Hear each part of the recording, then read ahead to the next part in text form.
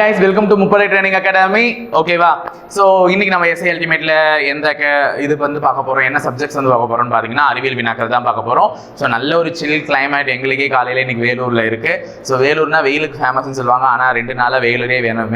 3 நாட்களாகவே வேலூரே மேகமூட்டத்துடன் தான் காணப்படுது.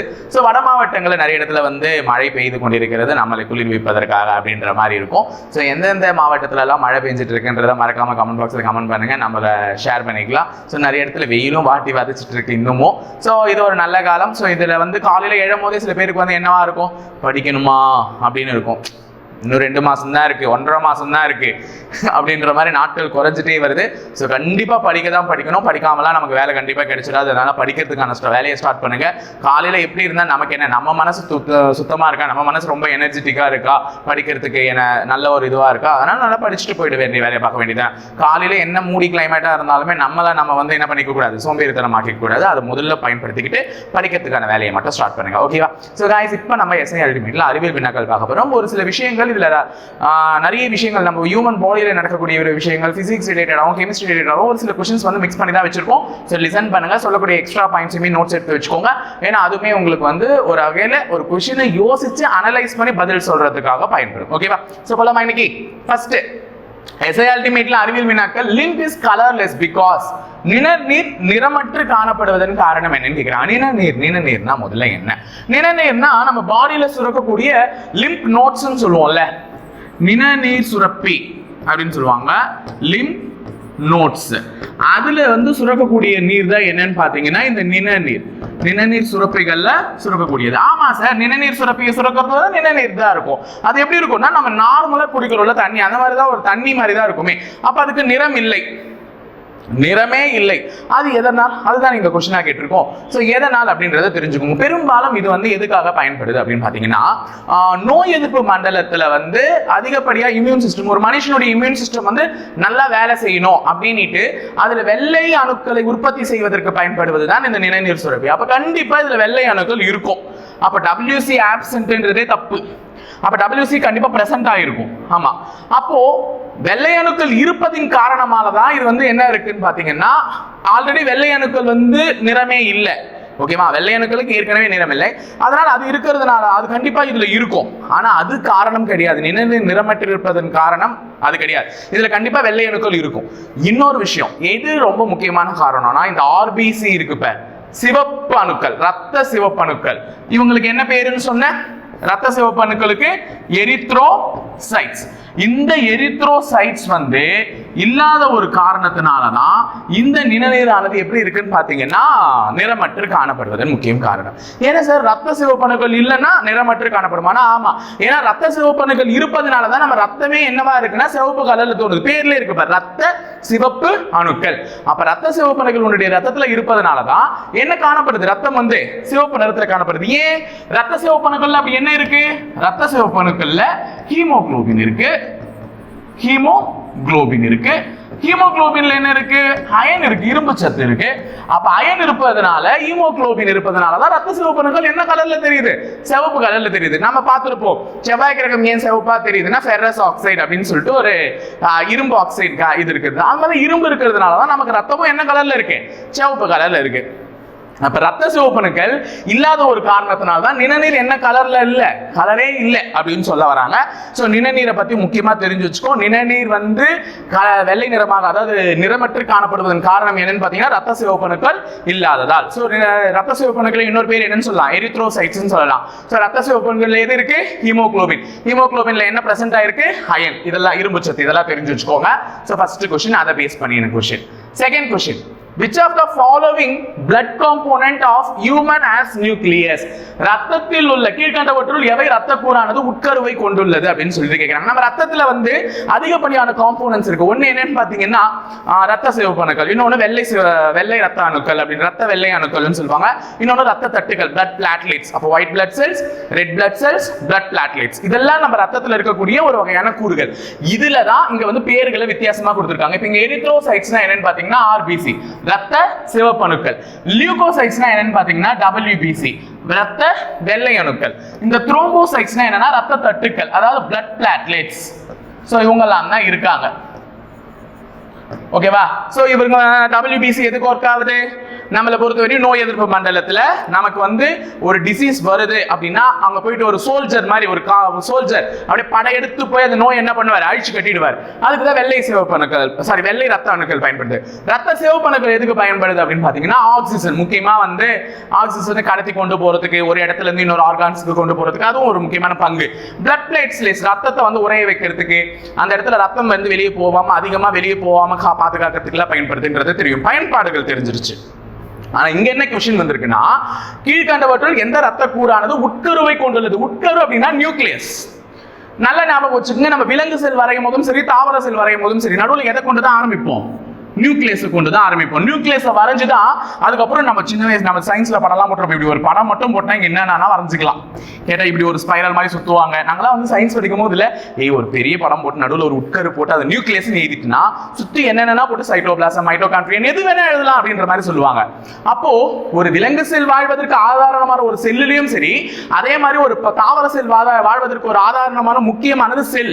அப்போ ஒரு தாவரங்களாகட்டும் விலங்குகளாகட்டும் முக்கிய பங்கு இது செல். அப்ப செல்லினுடைய முக்கிய பங்கு வந்து உட்கரு நியூக்ளியஸ் இருக்கணும் அப்படின்னு சொல்லிட்டு நம்ம பார்த்திருந்தோம். சோ அப்போ இங்கேயுமே நம்மளுடைய உடல்ல ஏற்படக்கூடிய நோய்களை எதிர்த்து போராடக்கூடிய இந்த லியூகோசைட்ஸ் தான் ஒரு செல்ல இருந்து வரக்கூடியது. அப்ப அவங்க கிட்ட தான் என்ன இருக்குன்னு பாத்தீங்கன்னா, விலங்கு செல், தாவர செல்கள்ல காணப்படக்கூடிய அனைத்து வகையான நியூக்ளியஸ் ஆகட்டும், சைட்டோபிளாசம் ஆகட்டும், லைசோசோம்ஸ், மைட்டோகாண்ட்ரியா எல்லாமே எதுல இருக்கும்? லியூகோசைட்ஸ், வெள்ளை ரத்த அணுக்கள்ல இருக்கும். ஓகேவா? தெரிஞ்சிச்சா? எதுக்குன்னு காரணத்தோட சொல்றேன். இவங்களுக்குலாம் அந்த பணி கிடையாது. இவங்க தான் உடலில் நோய் எதிர்ப்பு மண்டலத்தில் ஒரு முக்கியமான பங்காற்றக்கூடியவர்கள். அப்ப அவங்க கிட்ட தான் என்ன இருக்கு? மனிதர்கள் விலங்கு செல், தாவர செல்ல காணப்படக்கூடிய அனைத்துமே அதுலயுமே என்ன இருக்கு? பிரசன்ட் ஆயிருக்கு. அப்ப நியூக்ளியஸ் இருக்கிறது எதுன்னு கேட்டாங்கன்னா என்ன சொல்லணும்? லியூகோசைட்ஸ் சொல்லிட்டு போயிடணும். அடுத்தது ப்ளூ விட்ரியால் ஆஸ். நீலவிட்ரியாலில் என்ன உள்ளது அப்படின்ற மாதிரி கேட்கிறாங்க. என்னென்ன பிணைப்புகள்? அயனி பிணைப்பு, ஒருங்கிணைப்பு பிணைப்பு, ஹைட்ரஜன் பிணைப்பு, மேலே உள்ள அனைத்தும். முதல்ல ப்ளூ விட்ரியால்னா என்ன? Copper sulphate penta hydrate. Copper sulphate penta hydrate. முதல்ல பேரை எழுதி வச்சுக்கோங்க. ஏன்னா இந்த பேரை வச்சுதான் இதனுடைய மாலிகுலர் ஃபார்முலாவே நான் எழுத கத்து கொடுக்க போறேன். ஓகேவா? காப்பர் சல்பேட் பென்டா ஹைட்ரேட், இதுதான் நீல விட்ரியால் என அழைக்கப்படுகிறது. இப்ப கூட இதை கேட்பாங்க, copper sulphate penta hydrate match the following வச்சு இதுக்கு என்ன பேர் அப்படின்னு கேட்டாங்கன்னா நீல விட்ரியால், ப்ளூ விட்ரியால் அப்படின்னு சொல்லணும். அப்ப காப்பர் சல்பேட், காப்பர்னா என்ன எழுதுவீங்க? Cu. சல்பேட்னா SO4. பென்டா, பென்டான்ற இது எத்தனை நம்பரை குறிக்குதுன்னா 5. அப்ப பென்டானா 5, ஹைட்ரேட்னா தண்ணி தான், H2O. அப்ப copper sulphate penta hydrate, CuSO4.5 H2O. பென்டானா 5 குறிக்குதுன்னு சொன்னேன். சோ இதுல ஹைட்ரேட் இருக்கிறதுனாலவே இதுல ஹைட்ரஜன் பிணைப்பு இருக்கு. ஹைட்ரஜன் இருக்குல்ல, சோ அப்ப ஹைட்ரஜன் பிணைப்பு கண்டிப்பா இதுல இருக்கு. அது மட்டும் இல்லாம காப்பர்ல ஒரு அயனிகளும் சல்பேட்ல ஒரு அயனிகளும் இருக்கும். காப்பர்ல 2+, சல்பர்ல 2-. சோ இந்த அயனி பிணைப்புகள் இதுலயுமே இருக்கு. அப்போ அயனி பிணைப்பும் இருக்கு. சோ ரெண்டு பிணைப்பு இருக்கும் போதே நம்ம முடிவு பண்ணிடலாம், ஆன்சர் என்னவா இருக்கும்? மேலே உள்ள அனைத்தும், ஆல் ஆஃப் த அபோவ். அப்ப அயானிக் பாண்டும் இருக்கு, கோஆர்டினேட் பாண்டும் இருக்கு, ஹைட்ரஜன் பாண்டும் இருக்கு. சோ எதுல? ப்ளூ விட்ரியால்ல. அப்ப ப்ளூ விட்ரியால்னா என்னன்னு பாத்தீங்கன்னா காப்பர் சல்பேட் பென்டா ஹைட்ரேட். காப்பர்னா Cu, சல்பேட்னா SO4, பென்டானா 5, ஹைட்ரேட்னா H2O. அப்ப CuSO4.5 H2O. சோ H2O னும்போது ஹைட்ரஜன் பாண்ட், காப்பர்லயும் Cu2+ and SO4 2-. சோ அதுல வந்து என்ன இருக்கும்? அயானிக் பாண்டும் இருக்கும். அடுத்தது, consider the following statements about veins. ஓகேவா? ரத்த நாளங்கள் குறித்த கூற்றுகளை ஆராய்கன்னு சொல்லியிருக்காங்க. இப்ப நம்ம வந்து பார்க்கணும், தெளிவா பார்க்கணும். ரத்த நாளங்கள், அதுல முதல் கூற்று என்ன சொல்றாங்கன்னா, ரத்த நாளங்கள் என்பது மிகவும் மென்மையானதாக, அதாவது மென்மையானதாகவும் மீள்தன்மை இல்லாததாகவும் இருக்கும். Veins are thin and non-elastic vessels அப்படின்னு சொல்றாங்க. ஆமா, கண்டிப்பா முதல் கூற்று வந்து ஒற்றுக்கொள்ளக்கூடிய ஒரு கூற்று தான். வெயின்ஸ் வந்து எப்படி இருக்கும்னு பாத்தீங்கன்னா ரொம்ப தின்னா இருக்கும், ரொம்ப மெல்லியதா தான் இருக்கும். இப்படி ஒரு கோடு போட்டா போச்சு, கிழிஞ்சிடும். ஓகேவா? அதுக்கு அடுத்தது, they are superficial in location. இவை உடலின் மேற்பகுதியில் அமைந்துள்ளது. இதுவுமே ட்ரூ தான். நீங்க நினைக்கிற மாதிரி உடலின் மேற்பகுதினா இடுப்புக்கு மேல இடுப்புக்கு கீழே அந்த மாதிரி பார்க்க கூடாது. மேற்பகுதினா இதுலயா சார் அப்படின்னா, உடலின் மேல் பகுதி அப்படின்னா நம்ம இப்ப கை இருக்குன்னு வச்சுக்கோ, இந்த கையுடைய மேல் பகுதி இதே, அதாவது சதைக்கு கீழே இருக்குமா அந்த ரத்த நாளங்களா? ஆமாவானா? ஆமா, சதைக்கு கீழே தான் இருக்கும். அதுதான் உடலினுடைய மேற்பரப்பிலே இருக்கும். இப்ப இந்த சதைக்கு கீழே ரத்த நாளங்கள் இருக்கும். நம்ம காமெடி கூட சொல்லுவோம், ஏய் உன்னை குண்டு சேர்த்து குத்துனோடனே ரத்தம் வெளியே வருது, ஏன் வருது? ஏண்டா வருது? யாரு குத்துனாங்கன்னு பாக்கிறதுக்கு வருதுடா அப்படின்னு ஒரு சின்ன மொக்க காமெடி எல்லாம் போட்டிருப்பாங்க. அதுதான் இதனுடைய முக்கியமான கேன்சரே. இப்ப நீங்க எடுத்து ஒரு டக்குன்னு ஒரு ஹோல்ஸ் போடுறீங்க அப்படின்னு பாடியில அப்படின்னா உடனே ரத்தம் வருது. ஏன்னா ரத்தத்தினுடைய நாளங்கள் எப்படி இருக்கும்? ரொம்ப மென்மையானதாக இருக்கும், ஈஸியா தொலைச்சிடலாம். அதுதான் மென்மையானது. ஓகேவா? அதே மாதிரி அது உடலினுடைய மேற்பரப்புல இருக்கும். இங்க குத்துறோடனே உடனே ரத்தம் வருதுன்னா மேற்பரப்பிலே இருக்கு அந்த ரத்த நாளங்கள். அப்போ அது வந்து they are superficial in location, மேற்பரப்பிலே அமைந்துள்ளது. they are collecting vessels, அவை வந்து பெரும் குழாய்கள். ஆமா, ரத்தத்தை வந்து பெறக்கூடியது. எங்கிருந்து பெறக்கூடியது? ரத்தம் என்பது ஹார்ட் பம்ப் பண்ணி மற்ற ஆர்கான்ஸ்க்கு அனுப்புவோம், இங்க பம்ப் பண்ணி இங்க இருந்து அப்படியே போகும். சோ இது வந்து எல்லாருக்குமே தெரிஞ்சது. அப்ப அவை ஒரு பெரும் குழாய்கள். அப்போ எல்லா கூற்றுமே சொன்னது என்னது? உண்மைதான். ஓகேவா? ஆல் ஆஃப் த அபவ் எல்லாமே என்னது? ட்ரூ. இப்ப ரத்தத்தை பத்தி படிக்கும்போது ஒரு சில எக்ஸ்ட்ரா விஷயத்தை பத்தி தெரிஞ்சுப்போமா? நமக்கு ரொம்ப ரொம்ப முக்கியமானது என்னன்னு பாத்தீங்கன்னா, ஆக்சிஜனேட்டட் பிளட், டீஆக்சிஜனேட்டட் பிளட் ரெண்டு இருக்கு. ஒன்னு ஆக்சிஜனேட்டட் பிளட், இன்னொன்னு என்னன்னா டீஆக்சிஜனேட்டட் பிளட். அது என்ன sir oxygenated blood, deoxygenated blood? இத பத்தி நான் ரெண்டு டிஃபரன்ஸ் சொல்லிடுறேன். நாளை பின்ன நமக்கு கொடுக்கலாம்ல. ஆக்சிஜனேட்டட் பிளட்னா ஆக்சிஜன் இருக்கக்கூடியது, அப்ப அதுல ஆக்சிஜன் அதிகமா இருக்கும், கார்பன் டை ஆக்சைடு கம்மியா இருக்கும். டீஆக்சிஜனேட்டட் பிளட்னா ஆக்சிஜன் கம்மியா இருக்கும், கார்பன் டை ஆக்சைடு அதிகமா இருக்கும். அப்ப பேர்லயே தெரியுது இது ஆக்சிஜன் இல்லாதது, இது ஆக்சிஜன் இருக்கிறது. அப்ப இது எப்படி இருக்கும் தெரியுமா? பிரைட் ரெட் கலர்ல இருக்கும், நல்ல சிவப்பு நிறத்துல இருக்கும். எது? Oxygenated blood. இது வந்து டார்க் ரெட் கலர். சார் என்ன சார் ரெண்டுமே நல்லா தான் இருக்கும்ன்றீங்க அப்படின்னா, நமக்கு உடல்ல அடிபடும் போது பாத்தீங்கன்னா சிவப்பு கலர்ல ரத்தம் வரும். எல்லாருக்குமே சிவப்புல தான் சார் வரும் அப்படின்னா, சில பேருக்கு நல்லா ஒத்து கவனிச்சிங்கன்னா ரத்தமே கொஞ்சம் கரிய நிற சிவப்பா இருக்கும், கருப்பா இருக்கும் சிவப்பா. ஓகேவா? அது என்ன வகையான பிளட்னா டீஆக்சிஜனேட்டட் பிளட். அதுல வந்து ஆக்சிஜன் கம்மியா இருக்கும், கார்பன் டை ஆக்சைடு அதிகமா இருக்கும். ஆனா நல்ல வெளியில சிவப்பா வர்றது வந்து பாத்தீங்கன்னா எதுன்னு பாத்தீங்கன்னா நம்மளுடைய ஆக்சிஜனேட்டட் பிளட். அப்ப கருப்பு கலர்ல ஒரு சிவப்பு கலர்ந்த ரத்தம் இருந்துச்சுன்னா அது deoxygenated blood. Bright colour red, நல்ல ஒரு ரெட் கலர்ல இருந்ததுன்னா அது வந்து ஆக்சிஜனேட்டட் பிளட். சோ இது ரெண்டுமே மெயின் டிஃபரன்ஸ். சோ இது எங்க இருந்து எங்க போகுதுன்றத முதல்ல தெரிஞ்சுக்கோங்க. Oxygenated பிளட்ன்றது lungs. லங்ஸ்னா என்னமா? நுரையீரல். நுரையீரல்ல இருந்து இதயத்தினுடைய லெஃப்ட் வென்ட்ரிகலுக்கு போகும். இதயத்துல 4 அறைகள் இருக்கு, 6 அறைகள் இருக்குன்னு படிச்சிருக்கோம்ல. 4 தான். அதுல right auricle, left auricle, right ventricle, left ventricle படிச்சிருக்கோம்ல. அந்த லெஃப்ட் வென்ட்ரிகலுக்கு தான் எங்க போவோம்? லங்ஸ்ல இருந்து. ஏன் சார் லங்ஸ்ல இருந்து இங்க போறது எப்படி சார் ஞாபகம் வச்சுக்கலன்னா, நம்ம சுவாசிக்கிறோம். நம்ம சுவாசிக்கும் போது எந்த காற்றை வந்து உள்ளிழுக்கிறோம்? மனிதன் பிராணவாயுவான ஆக்சிஜனை உள்ளிழுத்து கார்பன் டை ஆக்சைடு, கரியமில வாயுவை வந்து வெளியிடுறான். அப்ப வந்து என்ன ஆகுதுன்னா ஆக்சிஜன் நம்ம சுவாசிக்கும் போது அந்த ஆக்சிஜன் உள்ள போகுது. ஓகேவா? அது எங்க போவோம்? லங்ஸ்க்கு போவோம். அப்ப லங்ஸ்க்கு போற ஆக்சிஜன் அங்க இருக்கக்கூடிய ரத்தத்தின் வழியா கலந்து இதயத்தினுடைய லெஃப்ட் வென்ட்ரிகலுக்கு போகும். அப்ப இதுல நீ தெரிஞ்சுக்க வேண்டியது என்னன்னா, லங்ஸ்ல இருந்து இதயத்துக்கு போறது வந்து ஆக்சிஜனேட்டட் பிளட். ஏன்னா நம்ம சுவாசிச்சிருக்கோம், சுவாசத்துல ஆக்சிஜன் இருக்கு. அப்ப அதன் மூலமா கடத்தக்கூடிய ரத்தத்துல கண்டிப்பா என்ன இருக்கும்? ஆக்சிஜன் இருக்கும். அப்ப டீஆக்சிஜனேட்டட் பிளட் எங்க இருக்குன்னா ஒரு ஆர்கான்ஸ்ல இருந்து டிஷ்யூக்கு போறது. தட் மீன்ஸ் ஹார்ட்ல இருந்து ரைட் ஆர்ட்ரிகல் மூலமா என்ன பண்ணும்? வெளியே போறது அப்படின்னு சொல்லுவாங்க. அப்ப டீஆக்சிஜனேட்டட் பிளட் எங்க இருந்து வருது? ஆக்சிஜனேட்டட். இதுவே ஒரு கேள்வி வைக்கலாம். ஆக்சிஜனேற்றப்பட்ட ரத்தம் என்பது நுரையீரலிலிருந்து இதயத்தினுடைய இடது பக்க வென்ட்ரிகளுக்கு செல்கிறதானா? ஆமா, செல்கிறது அப்படின்னு சொல்லிட்டு சொல்லலாம். இது ரெண்டு விஷயத்தை தெரிஞ்சுக்கோங்க. இந்த ரத்த நாளங்களை பத்தி சொல்லும் போது சொல்லணும்னு நினைச்சேன். ஓகேவா? அப்ப ரத்த நாளங்கள் என்பது மிகவும் மென்மையாக இருக்கும், விரியக்கூடிய தன்மை எல்லாம் இருக்காது. அதே மாதிரி மேற்பரப்புல தான் இருக்கும், சதையினுடைய மேற்பகுதியில. ஆமா, அப்படிதான் இருக்கும்னு சொல்லிட்டு சொல்லிடுங்க. ஓகேவா? இது தெரிஞ்சுச்சா? அடுத்த கேள்வி போலாமா? The chemical used in whitewashing on the walls is, சுவர்களில் வெள்ளை அடிக்க பயன்படும் வேதிப்பொருட்கள் எதுனா சில இடத்துல ஆன்சருக்கு இது கொடுத்திருக்காங்க. கால்சியம் ஹைட்ராக்சைடு அப்படின்னு சொல்லிட்டு சொல்லிருக்காங்க. கால்சியம் ஹைட்ராக்சைடு அப்படின்னு சொல்லிட்டு கொடுத்திருக்காங்க ஆன்சருக்கு. ஆனா ஒரிஜினல் என்னன்னு பாத்தீங்கன்னா கால்சியம் ஆக்சைடு. ஓகேவா? சுவர்களில் வெள்ளை அடிக்க பயன்படுவது என்ன? Calcium oxide. இதுதான் மூல வேதிப்பொருள். இது தண்ணீருடன் வினை புரியும் பொழுதுதான் நமக்கு என்ன கிடைக்கும்? Calcium hydroxide. ஏன்னா ஹைட்ரஜனுடன் வினை புரிகிறது. கால்சியம் ஆக்சைடு ஆனது ஹைட்ரஜன் ஆக்சைடோட வினை புரியும் போது நமக்கு என்ன கிடைக்குது? கால்சியம் ஹைட்ராக்சைடா மாறுது. அப்போ இது உருவானதுனால தான் அது வருது ஸ்லேக்டு லைன் அப்படின்னு மாறுவாங்க. சோ இது கார்பன் டை ஆக்சைடோட வினை புரியும். அப்ப என்ன வரும்னு பாத்தீங்கன்னா கால்சியம் கார்பனேட். புரியுதா சொல்றது? என்னென்ன நடக்குதுன்னு சொல்றேன் பார். செவுத்துல அடிக்கிறதுக்கு முன்னாடி அது என்ன இருக்கும்? வெள்ளடிக்க பயன்படுத்தக்கூடிய வேதிப்பொருள் வந்து கால்சியம் ஆக்சைடு. சுண்ணாம்பு கலக்கிறதுக்கு எடுத்து ஊத்துவான், பவுடர் போடுவான் ஃபர்ஸ்ட். அது என்னது? Calcium oxide. சுண்ணாம்பு அப்படியே போய் பவுடர் எடுத்து அப்படியே பூசிட முடியுமா? தண்ணி ஊத்தி கலக்குவாங்க. அப்ப தண்ணீருடன் வினை புரிகிறது. அப்ப சுண்ணாம்பு பவுடரான கால்சியம் ஆக்சைடை போட்டு அது கூட தண்ணி ஊத்தும் போது என்ன ஆயிடும்? அது கால்சியம் ஹைட்ராக்சைடா மாறும். அதை எடுத்து நான் செவுத்து மேல அடிச்சேன்னா வளிமண்டலத்தில் இருக்கக்கூடிய கார்பன் டை ஆக்சைடு அது மேல பண்ணும், மோதும்.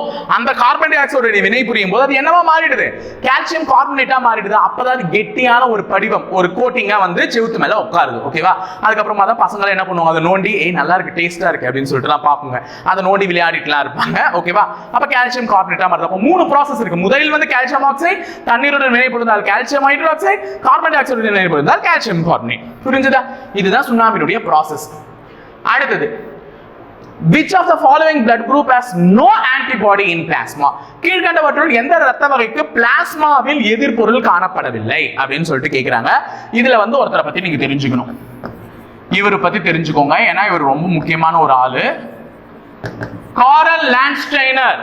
காரல் லாண்ட்ஸ்டைனர் என்பவர் 1900 வருடத்துல பிளட் குரூப், ரத்த வகையை பத்தி கண்டுபிடிச்சார். பிளட் குரூப்பை பத்தி அவர் தான் வந்து முதல்ல கண்டுபிடிச்சவர். அப்ப ரத்த வகையை கண்டறிந்தவர் யாருன்னு இருக்கு கேள்வி வச்சா என்ன சொல்றீங்க? காரல் லாண்ட்ஸ்டைனர். அப்ப காரல் லாண்ட்ஸ்டைனர் 1900 தான் என்ன கண்டுபிடிச்சார்? ரத்த வகையை கண்டுபிடிச்சார். என்ன ரத்த வகைனா 2 வகையா சொன்னார். ஏபிஓ பிளட் குரூப்னு ஒன்னு இருக்கு. ஏபிஓ, அதாவது A positive, B positive, A negative, B negative, AB positive, AB negative, O positive, O negative, இப்படி எல்லாத்தையுமே கலந்த மாதிரி ஒரு பிளட் குரூப் இருக்கு. அதுதான் சுருக்கின்னு சொல்லிட்டார் ஏபிஓ பிளட் குரூப். இன்னொன்று வந்து RH ஆன்டிஜன்கள் கொண்டது. RH பிளஸ் ஆகவும் இருக்கலாம், RH மைனஸ் ஆகவும் இருக்கலாம். அப்ப உலகத்துல 40க்கும் மேற்பட்ட ரத்த வகைகள் இருக்கு. 40 வகைக்கும் மேற்பட்ட ரத்த வகைகள். ஆனா நமக்கு தெரிஞ்சதெல்லாம் லிட்டரலா சேம், ஏன்னா இதுதான் நிறைய பேருக்கு இருக்கு அப்படின்னு சொல்லிட்டு சொன்னார். சோ ரத்த வகையை கண்டுபிடித்தவர் யார்? காரல் லாண்ட்ஸ்டைனர். எந்த வருடம்? 1900 வருடம். எங்க ரத்த வகையை கண்டுபிடித்தவர்? சோ ஏபிஓ பிளட் குரூப்னு இருக்குன்னு சொன்னாரு. RHல ஒரு பிளட் குரூப் இருக்குன்னு சொன்னாரு. இப்ப இங்க நமக்கு என்ன கேட்டிருக்காங்கன்னா, எந்த ரத்த வகையில வந்து எது இல்ல? எதிர்ப்பொருள் காணப்படவில்லை, ஆன்டிபாடிஸ் இல்ல, அது எதுன்னு கேக்குறாங்க. சோ இதுல நான் சொல்றத ஃபர்ஸ்ட் தெரிஞ்சுக்கோங்க. இப்ப ஏ குரூப்னு எடுத்துக்கிட்டு வச்சுக்கோங்க. ஏ பாசிட்டிவா இருந்தாலும் சரி, ஏ நெகட்டிவா இருந்தாலும் சரி. அதே மாதிரி பி குரூப் எடுத்துக்கிட்டீங்க. A group, B group. எப்பவுமே நம்ம கிட்ட ஆன்டிஜன் ஒன்னு இருக்கும், ஆன்டிபாடின்னு ஒன்னு இருக்கும். ஆன்டிபாடின்றது என்ன? எதிர்ப்பொருள். ஆன்டிஜன்ன்றது எதிரியாக்கி. அந்த ஆன்டிஜன் உள்ள பிளட் குரூப்பை தான் உங்களுக்கு ஏத்தணும். இப்ப ஏல வந்து பாத்தீங்கன்னா ஏ ஆன்டிஜன் இருக்கும். புரியுதாமா சொல்றது? ஏ ஆன்டிஜன் இருக்கும். இந்த ஆன்டிஜன் வந்து எது? ஏ. ஏவினுடைய ஆன்டிஜனை பெற்றதுனால தான் இது ஏ. பியினுடைய ஆன்டிஜனை பெற்றதுனால தான் இது பி குரூப். அப்போ எந்த பிளட் குரூப்போ அதனுடைய ஆன்டிஜன் கண்டிப்பா இருக்கணும். புரியுதா சொல்றது? ஆன்டிஜன் இருக்கணும். அந்த எதிரி பொருள் இருந்தாதான் அது அந்த பிளட் குரூப்பை சேர்ந்தது. இப்ப ஏ பிளட் குரூப்புக்கு ஏவே தான் ஏத்தணும். ஏ ஆன்டிஜன் எதுல இருக்குதோ அதை தான் ஏத்தணும். ஏ ஆன்டிஜன் இல்லாத இந்த பி ஆன்டிஜன் இருக்கு எடுத்துன்னு போனா எதிரி பொருள் இதுவும் முட்டிக்கிட்டு என்ன ஆயிடும்? ரத்த குரூப் வந்து சேராது, கண்டிப்பா விலகி போயிடும். அப்ப இதை செக் பண்ணுவாங்க, ஆன்டிஜன் செக் பண்ணுவாங்க. அப்ப ஆன்டிஜன்ன்றது ஏக்கு ஏவே இருக்கணும், பிக்கு பிஏ தான் இருக்கணும். அப்ப ஏபிக்கு ஏபிக்கு ஏவும் இருக்கணும், பி இருக்கணும். அப்ப ஏ ஆன்டிஜனும் இருக்கணும், பி ஆன்டிஜனும் இருக்கணும். அதனாலதான் ஏபி, ஏபி பாசிட்டிவ் அல்லது ஏபி நெகட்டிவ். ஏ ஆன்டிஜனும் இருக்கணும், பி ஆன்டிஜனும் இருக்கணும். இவங்க 2 பேருமே இருக்கணும். அப்போ ஏ குரூப் ரத்தம் தேவைப்படுறவங்களுக்கு ஏபி காரங்க கூட வந்து கொடுக்கலாம். ஏன்னா அவங்க கிட்ட என்ன இருக்கு? ஏ ஆன்டிஜன் இருக்கு. சோ இந்த மாதிரி எல்லாம் சொல்லுவாங்கல்ல. ஓ குரூப் இவங்க கிட்ட ஆன்டிஜனே இருக்காது, ஆன்டிஜனே இருக்காது, ஏவும் இருக்காது, பியும் இருக்காது. அதனாலதான் ஓ. நீ ஏவும் வச்சுன்னு இல்ல, பியும் வச்சுன்னு இல்ல, நீ ஜீரோடா. ஓ ஓகே, ஓ பிளட் குரூப் தெரியுதா? அப்ப ஆன்டிஜன் முக்கியம். அப்போ ஏ குரூப்ல ஏ ஆன்டிஜன் இருக்கும், பி குரூப்ல பி ஆன்டிஜன் இருக்கும், ஏபில ஏ ஆன்டிஜன் இருக்கும், பி ஆன்டிஜன் இருக்கும், ஓ குரூப்ல ஓ ஆன்டிஜன் இருக்கு. சாரி, ஏ ஆன்டிஜன் இருக்காது, பி ஆன்டிஜன் இருக்காது. ஆன்டிபாடி இதே மாதிரி தான், ஏ ஆன்டிபாடி பி ஆன்டிபாடின்னு இருக்கும். ஏ குரூப்ல ஏ ஆன்டிஜன் இருக்கும், அதுக்கு ஆப்போசிட்டான பியினுடைய ஆன்டிபாடி இருக்கும், பியை ஏத்துக்கொள்ளாத மாதிரி. ஓகேவா? அதே மாதிரி பி குரூப்ல பியோட ஆன்டிஜன் இருக்கும், ஏவோட ஆன்டிபாடி இருக்கும், ஏவை ஏத்துக்காது. புரியுதா சொல்றது? இந்த பி குரூப் ரத்தக்காரங்களுக்கு பி தான் ஏத்துக்கணும், எதை ஏத்துக்கூடாது? ஏ வந்தா ஏத்துக்கூடாது. அதனால தான் ஏவோட ஆன்டிபாடி இருக்கு. ஏ வந்தா நான் என்ன பண்ணுவேன்? விலக்கிடுவேன். ஏ குரூப் கிராமுக்கு ஏவோட ஆன்டிஜன் இருக்கும், எந்த ஆன்டிபாடி இருக்கும்? பியோட ஆன்டிபாடி. பி ரத்த குரூப் வந்தா என்ன பண்ணிடுவேன்? விலக்கிடுவேன். இவங்க ராம்பரே, இவங்கிட்ட ஏ ஆன்டிஜனும் இருக்கு, பி ஆன்டிஜனும் இருக்கும். அப்ப இவங்கிட்ட என்ன சார் ஆன்டிபாடி இருக்கும்? இவன் ஏ வந்தாலும் ஏத்துக்கணும், பி வந்தாலும் ஏத்துக்கணும்னா இவங்கிட்ட ஆன்டிபாடியே இருக்காது. No antibody, no antibodies. எந்த ஆன்டிபாடி இருக்கா? ஏ ஒரு கல்பி இருக்கா? அப்ப இவனுக்கு எதை கொடுத்தாலும் என்ன பண்ணிக்குவான்? ஏத்துக்குவான். இவனுக்கு பி கொடுத்தாலும் ஏத்துக்குவான், ஏ கொடுத்தாலும் ஏத்துக்குவான். ஏன்னா இவங்கிட்ட ரெண்டு ஆன்டிஜன் இருக்கு. என்கிட்ட ரெண்டு பொண்ணு இருக்குன்ற மாதிரி என்கிட்ட ரெண்டு ஆன்டிஜன் இருக்கு. நீ ஏனா கூட பீனா கூட நான் என்ன பண்றேன்? ஏத்துக்கிறேன். ஏன்னா என்கிட்ட ஆன்டிபாடி எதிர்ப்பு பொருள் எதுவுமே இல்லை. அப்போ எந்த விதமான எதிர்ப்பு பொருளுமே இல்லாத குரூப் எது? ஏ பி. இவங்கிட்ட ஏ ஆன்டிபாடியும் இருக்கும், பி ஆன்டிபாடியும் இருக்கும். இவன் டோனர், யாருக்கு வேணா கொடுக்கலாம். இவன் அக்செப்டர் போல. ஓகேவா? சோ இது தெரிஞ்சிச்சா உங்களுக்கு? என்னென்ன ஆன்டிஜன் என்னென்ன ஆன்டிபாடிஸ் இருக்குன்றத விளக்கிட்ட குரூப்ல. சோ இதுல எந்த வகையான இதுவுமே இல்லாதது, ஆன்டிபாடிஸே இல்லாத, நோ ஆன்டிபாடிஸ் இல்லாத குரூப் வந்து எது? ஏபி. ஓகேவா? அடுத்தது போலாமா? அடுத்து 7வது question. which of the following is called a heart of what? கீழ்கண்ட எவற்றுள் இதயத்தின் இதயம் என்று அழைக்கப்படுகிறதுன்னு சொல்றாங்க. இதயத்தின் இதயம், இதயத்தின் இதயம்னா என் இதயம் இதுவரை துடிக்கிறது அப்படின்ற மாதிரியா? சோ எஸ்ஏ கனோ, எஸ்ஏ நோட் அப்படின்னு சொல்லக்கூடிய சைனோ ஆட்ரியல் நோட். இங்க ஆர் வர சைனோ ஆட்ரியல் நோட். இவர்தான் வந்து இதயத்தின் இதயம் என அழைக்கப்படுவாங்க. நம்ம இதயத்தினுடைய வலது பக்கத்துல இருக்கும், ரைட் சைட் வலது பக்கத்துல துடிக்கும்ல. இதயம் என்பதே என்னமா? ஒரு மசில். இதயம் என்பது ஒரு மசில், அதாவது சுருங்கி விரியக்கூடிய ஒரு மசில். லெப்டப் லெப்டப் லெப்டப் கேக்குது இல்ல? அப்ப சுருக்கி விரியக்கூடிய ஒரு வகையான மசில் தான் எதுன்னு பாத்தீங்கன்னா நம்மளுடைய இதயம். அப்ப இதயம் வேற எதுவுமே கிடையாது, ஒரு மசில். சுருங்கி சுருங்கி என்ன ஆகும்? விரிவடையும். இப்படி சுருங்கி விரிவடையக்கூடிய இந்த இதயம் என்ற மசில்ல வந்து வலது பக்கத்துல இருக்கக்கூடிய இதுதான் வந்து என்ன பாத்தீங்கன்னா ஒரு எலக்ட்ரிக்கல் இம்பல்ஸை கிரியேட் பண்ணணும்னு சொல்லுவாங்க. இதெல்லாம் வந்து நம்ம இசிஜிலாம் ரெக்கார்ட் பண்ணும்போது, இசிஜி ரெக்கார்ட் பண்ணும்போது இப்படி இப்படி இப்படி இப்படி தான் வரும். ஓகேவா? ஒரு இதயம் சுருங்கி வரும் போது அந்த எலக்ட்ரிக்கல் இம்பல்ஸ் கிரியேட் பண்ணக்கூடியது எது? சைனோசாய்டுகள் நோடு. இதுதான் இதயம் வந்து துருங்கி விரிவடையும் போது லப்பு டப்பு லப்பு டப்புன்னு வந்து என்ன கிடைக்கும்? சவுண்ட் கிடைக்கும். அப்போ இந்த எஸ்ஏ கணுதான் இதயத்தின் இதயம். அப்ப நமக்கு நம்ம உயிர் வாழ்றதுக்கு தேவை இதயம், அதுவே வந்து ப்ராப்பரா இயங்குறதுக்கு தேவை இந்த எஸ்ஏ நோடு. இது ஒழுங்கா இயங்கலனா இதயம் இயங்காது, இதயம் ஒழுங்கா இயங்கலனா நம்ம இயங்க மாட்டோம். அப்ப நம்மளோட இதயத்தினுடைய இதயமே எதுனா இந்த SA node, sino atrial node. ஓகேவா? அடுத்தது choose the correct order of coagulation of blood. இதுக்கு ஸ்பெல்லிங் வந்து ஓமா, coagulation. ஓ ஓ ஓ coagulation. ரத்தம் உறைதல் செயல்முறையின் சரியான வரிசையை தேர்ந்தெடுங்க. ரத்தம் உறையணும் அப்படின்னு சொல்லிட்டு என்ன சார் ரத்தம் உறையணும் அப்படின்னா, ஒரு கத்தியத்தை கிழிக்கிறேன், நான் சொன்ன மாதிரி ரத்த நாளங்கள் எங்க இருக்கு? சதையினுடைய மேற்பகுதியில் அப்படியே ஒட்டிக்கிட்டு இருக்கு. நான் ஒரு கத்தி எடுத்து கிழிச்ச உடனே நிக்குமா ரத்தம்? பொளந்து கட்டிட்டு வெளியே வரும். சோ அப்படி ரத்தங்கள் வெளியேறி கொண்டே இருந்ததுன்னா கண்டிப்பா ஒரு மனிதனுக்கு என்ன ஆகும்? உயிர் போயிடும். ஒரு நார்மலான ஹெல்த்தி மனுஷனுடைய இதுல வந்து எத்தனை லிட்டர் ரத்தம் இருக்கணும்னா 5 லிட்டர் ரத்தம் இருக்கணும். உடம்புல 5 லிட்டர் ரத்தம் இருந்தா ஒரு ஹெல்த்தி பர்சன். அப்படி இருக்கக்கூடிய இந்த ரத்தம் வீணாக வெளியே போகும் பொழுது ஆர்கான்களுக்கு கிடைக்கக்கூடிய ரத்த இதுவானது தடைப்படும். அப்போ சரியான வேலை செய்யாம போயிடும். ஏன்னா அனைத்து ஆர்கான்களுமே இயங்குறதுக்கு தேவை ஆக்சிஜன். அதெல்லாம் பத்திரமா எடுத்துட்டு போய் சேர்க்க வேண்டியது ரத்தம். ஏன்னா ரத்தம் தான் ஆக்சிஜனை கடத்தி அனைத்து உறுப்புகளுக்கும் எடுத்து செல்லுது. அதை வந்து நம்ம கிட்னி வந்து நம்மளுடைய ஹார்ட் வந்து பம்ப் பண்ணி தருது. இந்த மாதிரி வேலையை ஒழுங்கா செஞ்சுட்டு இருக்கும் பொழுது ரத்தம் வெளியே போச்சுன்னா நின்று உயிர் போயிடும். அப்ப வெளியே போற ரத்தம் உறையணும். அப்போ ஒரு இடத்துல கத்தி கீழ்ச்சி வெளியே போன உடனே பிளட் பிளாட்லெட்ஸ், எங்க நர்ஸ் கூப்பிடுங்க, எங்க டாக்டர் கூப்பிடுங்க அப்படின்றோம்ல, அந்த மாதிரி வந்து உடனே யாரை கூப்பிடுவாங்க?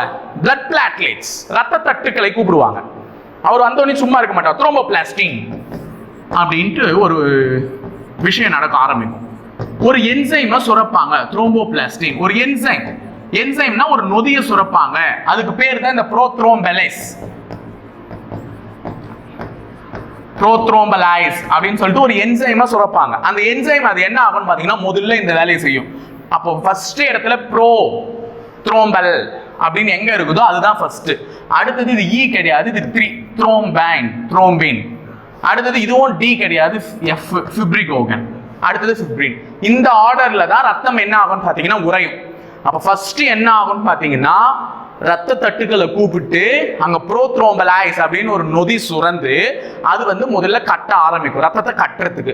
ஸோ இந்த ப்ராசஸ் நாலுமே நடந்து முடிஞ்சா இறுதியில் ரத்தமானது என்ன ஆகும், உறைந்து விடும். அப்ப ப்ரோத்ரோம்பலைன், த்ரோம்பைன், ஃபிப்ரிகோகின், ஃபிப்ரின், இதுதான் சரியான வரிசை. ஓகேவா, ரத்தம் உறைவதற்கு அந்த ஞாபகம் வச்சுக்கோங்க.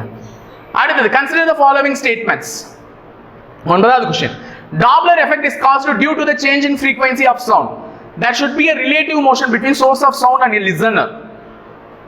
ஒலியின் அதிர்வெண்ணில் ஏற்படும் மாற்றத்தின் காரணமாக டாப்லர் விளைவு ஏற்படுகிறது. இதில் கேட்பவருக்கும் ஒலி மூலத்திற்கும் இடையே சார்பு இயக்கம் இருக்க வாய்ப்பு இருக்கு.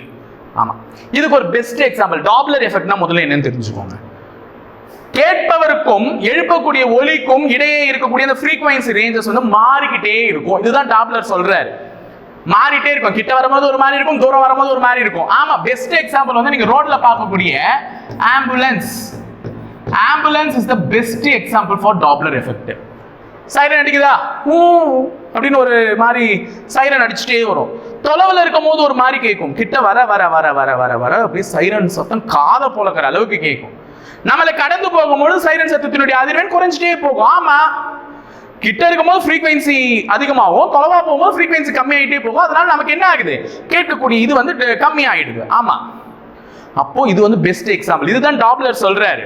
அப்போ Doppler effect is caused due to the change in frequency of sound. ஒலியில் ஏற்படக்கூடிய அதிர்வெண்ணின் மாற்றத்தின் பத்தி உணர்த்துறது தான் டாப்லர் எஃபெக்ட். ஆமா, அப்ப ஒலியின் அதிர்வெண்ணில் ஏற்படும் மாற்றத்தின் காரணமாக டாப்லர் விளைவு ஏற்படுகிறது. கரெக்ட். அப்ப ஃபர்ஸ்ட் கூற்று மிக மிக சரியானது.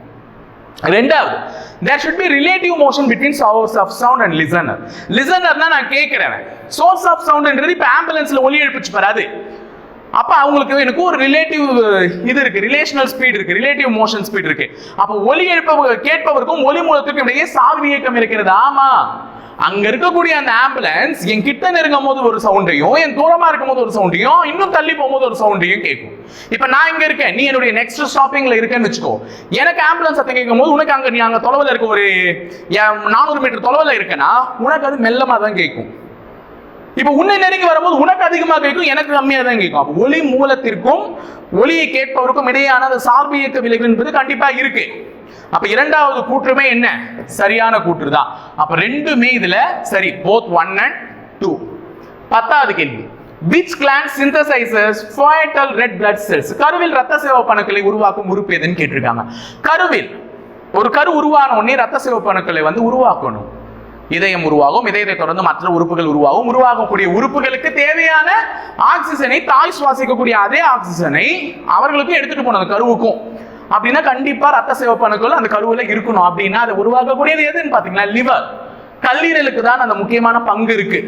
ஓகேவா, சோ கல்லீரல் ஆன்சர். 11வது question. Oxidation number of Fe in FeSO4. Fe இதனுடைய ஆக்சிடேஷன் நம்பர். ஆக்சிடேஷன் நம்பர்னாலே என்னன்னு சொன்னீங்கன்னா எத்தனை அந்த ஒரு தனிமம், அந்த ஆட்டம்ன்றது ஆட்டம் எத்தனை எலக்ட்ரான்களை ஏற்றுக்கொள்கிறது அல்லது எத்தனை எலக்ட்ரான்களை இழக்கிறது. லாஸ் ஆஃப் எலக்ட்ரான்ஸ் அல்லது கெயின் ஆஃப் எலக்ட்ரான்ஸ். எலக்ட்ரான்களை ஏற்றுக்கொள்வது அல்லது எலக்ட்ரான்களை இழப்பது, இதுதான் ஆக்சிடேஷன் சொல்றாங்க. ரிடக்ஷன், ஆக்சிடேஷன் அப்படின்னு சொல்லுவாங்க. சோ ஏற்றுக்கொள்வது கெயின் ஆஃப் எலக்ட்ரான்ஸ் என்ன அப்படின்னு பாத்தீங்கன்னா 2.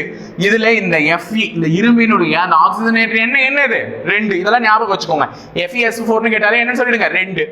அடுத்து which of the following are correctly matched ன்னு கேட்டிருக்காங்க. இது வந்து ஈஸியா நான் சொல்ற மாதிரி ஞாபகம் வச்சுக்கோங்க. ரத்தத்தை பத்தி பேசுறது தான்.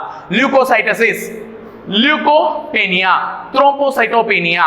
லியூகோசைட்டோசிஸ், லியூகோபேனியா, த்ரோம்போசைட்டோபேனியா அப்படின்னு சொல்லிட்டு கேட்டிருக்காங்க. இந்த இடத்துல பேனியா அப்படின்னு வருதுல, பேனியா இந்த மாதிரி வந்துச்சுன்னா பேர் என்ன இருக்கு, லியூகோ த்ரோம்போ. த்ரோம்போசைட்ஸ்னா என்ன, ரத்த தட்டுக்கள்.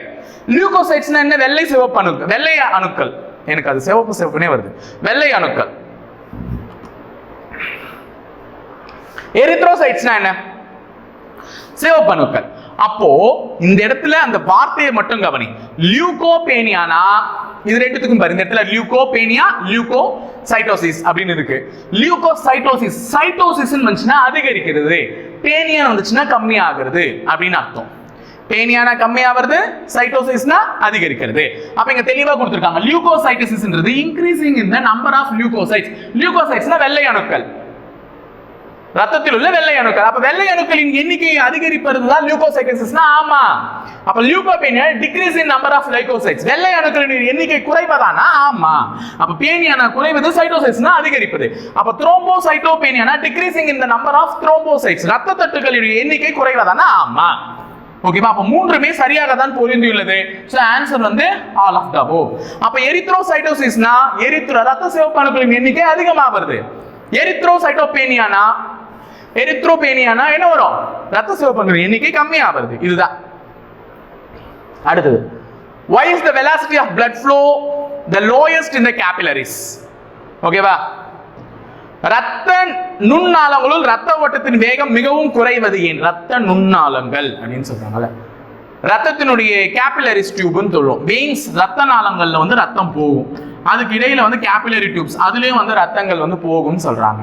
ஸோ அதுல வந்து ஏன் வந்து velocity of flow of blood வந்து லோயஸ்டா இருக்கு, ரத்தத்தினுடைய வேகம் வந்து ஏன் அங்க உள்ள குறையுது அப்படின்னு கேட்கிறாங்க. எப்பவுமே ரத்தத்தினுடைய வேகம் வந்து அந்த போதுல குழா, ரத்த குழா, அதனுடைய அளவை பொறுத்து இருக்கும். ரத்தத்தினுடைய குழாவினுடைய அளவு அதிகமா இருந்துச்சுன்னா ரத்தம் கம்மியா தான் போகும். குழாயினுடைய அளவு கம்மியா இருந்துச்சுன்னா ரத்தம் வேகமா போகும். புரியுதா சொல்றது? ரத்தம் எப்ப வேகம் குறைவா போகும், ரத்தம் எப்ப வேகம் அதிகமா போகும்ன்றது தெரிஞ்சுக்கோங்க. குழாயினுடைய அளவு கம்மியா இருந்துச்சுன்னா ரத்தம் வேகமா போகும், குழாயினுடைய அளவு பெருசா இருந்துச்சுன்னா ரத்தம் கம்மியா போகும். சோ இதுதான் முக்கியமா தெரிஞ்சு வச்சுக்க வேண்டியது. அப்ப இங்க அவங்க கேட்டிருக்கிறது லோயஸ்ட் இன் கேபிலரிஸ். ஏன் கேபிலரிஸ்ல ரொம்ப கம்மியா போகுது அப்படின்னு கேட்டாங்கன்னா, இங்க பாருங்க, the total surface area of the capillaries is larger than the total surface area of the arterioles. C ஆப்ஷன்ல என்ன கொடுத்திருக்காங்க தமிழ்ல படிச்சுக்கோங்க. ரத்த நுண்ணாளங்களின் மொத்த பரப்பு நுண்தமனிகளின் மொத்த பரப்பை கணக்கிடும் பொழுது விட பெரியது. அப்ப ரத்த நுண்ணாளங்கள் பெரியதாக இருக்கிறது வெளியில இருக்கக்கூடிய தமனிகளை விட. அதனாலதான் அதுல ரத்தத்தினுடைய ஃப்ளோ வந்து எப்படி இருக்கு, ரொம்ப வேகமா போகுது, கம்மியா போகுது. சாரி. அடுத்தது, ஃபைண்ட் தி ராங் ஸ்டேட்மெண்ட்ஸ். 14வது question. The medium in which the velocity of sound increase compared to other medium is rarer medium. Okay, ஒலி ஒரு ஊடகத்திலிருந்து மற்றும் ஒரு ஊடகத்திற்கு செல்லும் பொழுது திசைவேகம் அதிகரித்தால் அது அடர்குறை ஊடகம் என அடர்குறை ஊடகம் எனப்படும் அப்படின்னு சொல்றாங்க. ஆமா, கரெக்ட். rarer medium நம்ம வந்து பாக்குறோம். இப்போ நீ வந்து காற்றில ஒரு ஒலி எழுப்புற, காற்றில எழுப்பக்கூடிய ஒரு ஒலி அடுத்தது தண்ணீர்ல போகும் பொழுது அதனுடைய வெலாசிட்டி என்ன ஆகும், மாறும். ஏன்னா தண்ணீரும் காற்றும் ஒரே மாதிரியான எண்களை கொண்டது அல்ல. அப்ப காற்றில் எழுப்பக்கூடிய ஒரு ஒளி தண்ணீர்ல போகும்போது என்ன ஆகும், கண்டிப்பா மாறும். அதனுடைய தடைக்கேற்ப. காற்று என்பது ஃப்ரீ ஸ்பேஸ், ஆனா தண்ணி அப்படி கிடையாது. அதனால அது ரேரர் மீடியம். ஒலியை கடத்தக்கூடிய இடத்துல அது காற்றை கடத்துறது காட்டிலும் தண்ணி வந்து மிகவும் குறைவாக தான் கடத்தும். இங்க நான் பேசுறது அவ்வளவு தொலைவு கேட்குது. இதே தண்ணியில போய் பேசினா கேட்குமா, நுரதான், முட்டையா தான் வரும். அப்போ ஒலி ஒரு ஊடகத்திலிருந்து இன்னொரு ஊடகத்துக்கு செல்லும் பொழுது திசைவேகம் மாற்றப்பட்டால் அது வந்து என்ன சொல்லுவாங்க, வெலாசிட்டி சேஞ்ச் ஆச்சுனாலே அது ரேரர் மீடியம். இது ஒலியை நல்லா கடத்துது, ஆனா அது ஒலியை கம்மியா தான் கடத்துது, அது ரேரர் மீடியம் அப்படின்னு சொல்லுவாங்க. அப்ப முதல் கூற்று சரி. ஓகேவா? ரெண்டாவது, the minimum distance required to hear an echo is 17.2 meter.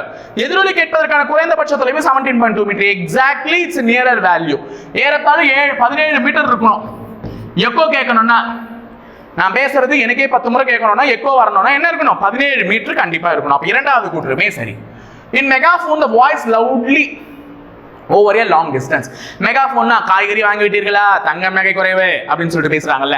So இந்த மாதிரியான ஒரு மெகாஃபோன் வச்சுட்டு பேசுவாங்க. ஸோ அதுல வந்து ரொம்ப தூரம் போவோம் அப்படின்னா கண்டிப்பா கிடையாது, அதுதான் தப்பு. இன் மெகாஃபோன் கூம்பு ஒலிபெருக்கியில் அதிக செறிவுடன் ஒலியை கேட்க முடிகிறதானா, கிடையாது. ரொம்ப தூரத்துக்குலாம் நம்மளால அதை என்ன பண்ண முடியாது, கேட்க முடியாது. ஓகே, அதுதான் தப்பு. அடுத்தது, find the wrong statement. Ultrasound must be break small stones in kidney. Me ஒலி சிறுநீர் கற்களை உடைக்க பயன்படுகிறது. ஆமாமா, இப்போ இதுக்கு வந்து ஃப்ளூரோஸ்கோபின்னு ஒரு ட்ரீட்மெண்ட்டே இருக்கு. ஃப்ளூரோஸ்கோபி அப்படின்ற ஒரு ட்ரீட்மெண்ட். இதுல வந்து என்ன பண்ணுவாங்கன்னா அல்ட்ராசோனிக் வேவ் ஜெனரேட் பண்ணி நம்ம கிட்னில ஏற்படக்கூடிய சின்ன சின்ன கற்களை என்ன பண்ணுவாங்கன்னா உடைச்சிடுவாங்க. ஓகேவா? அப்ப அது வந்து உண்மையானது தான். அப்ப அல்ட்ராசோனிக் வேவ்ஸ் வந்து என்ன பண்ணுது, ஸ்மால் ஸ்டோன்ஸ் கிட்னில இருக்கக்கூடிய சிறிய கற்களை உடைய பயன்படுது. ஆமா. அடுத்து ரெண்டாவதுமே எனக்கு தெரிஞ்சு கரெக்ட் தான். Ultrasound reflects the various parts of the heart. இத வார்த்தை படிச்சோனே நான் சொல்லிட்டேன். மீ ஒலி இதயத்தில் பிம்பத்தை ஏற்படுத்தும். ஏன்னா இதெல்லாம் நான் நிறைய பார்த்திருக்கேன் என்னோட ரியல் டைம்ல. என்ன அப்படின்னு பாத்தீங்கன்னா இசிஜி எல்லாம் பார்த்திருப்பீங்க. இசிஜி தான், அதை நான் சொல்றேன். இசிஜி பார்த்திருப்பீங்க, எலக்ட்ரோ கார்டியோகிராம் அப்படின்னு சொல்லிட்டு நம்ம இதயத்தினுடைய எப்படி இருக்கு இதயம் எப்படி செயல்படுதுன்றதை என்ன பண்ணுவாங்க ஒரு பிக்சரா வரைஞ்சு பார்ப்பாங்க. அப்ப என்ன பண்ணுவாங்கன்னா அதுக்கு மேல வந்து லிம்ப்ஸ் வந்து கனெக்ட் பண்ணுவாங்க. அதாவது ஒரு சின்னமா அதுல ஒரு பேஸ்ட் மாதிரி தடவி அந்த இடத்துல ஒட்டுவாங்க. அது ஒட்டுறது மூலமா இதயம் எப்படி செயல்படுதுன்னு ஒரு கிராஃப் வரைஞ்சு காமிக்கும். ஆமாவா? அப்போ அங்க என்ன வேவ்ஸ் இது பண்ணுவாங்கன்னா நம்ம காதுக்கே கேட்குமா, எதனா கேட்குறாங்க சவுண்ட் எழுப்புறது, அப்ப அது மியோலி அல்ட்ராசோனிக் வேவ்ஸ். அந்த அல்ட்ராசோனிக் வேவ்ஸ் தான் இதயத்தினுடைய இமேஜஸ் வந்து என்ன பண்ணுது ட்ரேஸ் பண்ணி நமக்கு வரைஞ்சு காமிக்குது. அப்ப ultrasound reflects the various parts of the ஹார்ட்னா அது ட்ரூ.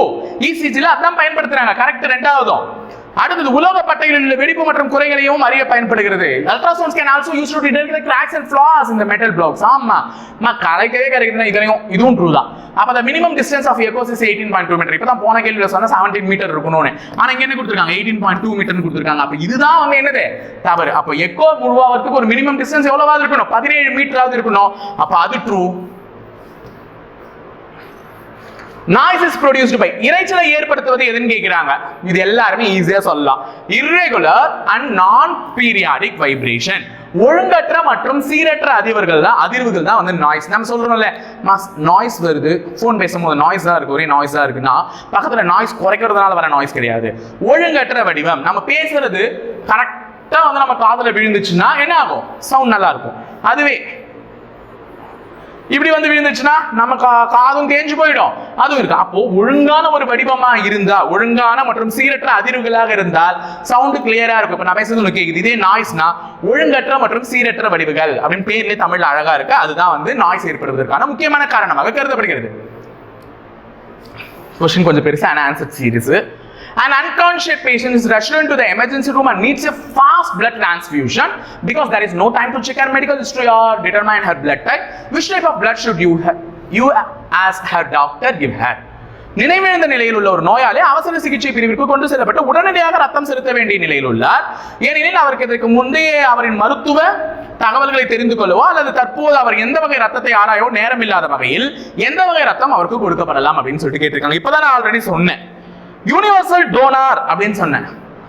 சோ எந்த ஆன்டிஜனுமே இல்லைன்னா அவங்க என்ன பண்ணலாம் எல்லாருக்குமே கொடுக்கலாம்.